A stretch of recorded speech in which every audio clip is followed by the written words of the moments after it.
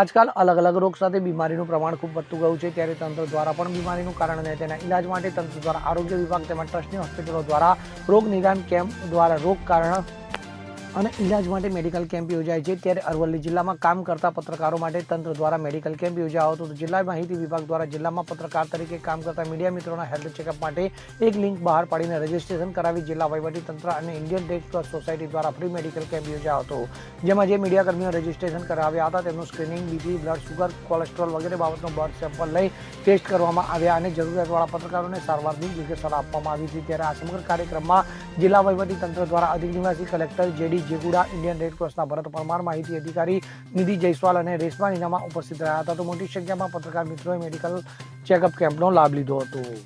Bureau report, CN24 news. હવે જુઓ દેશ દુનિયાની તમામ ખબરો તમારી આંગળીના ટેરવે।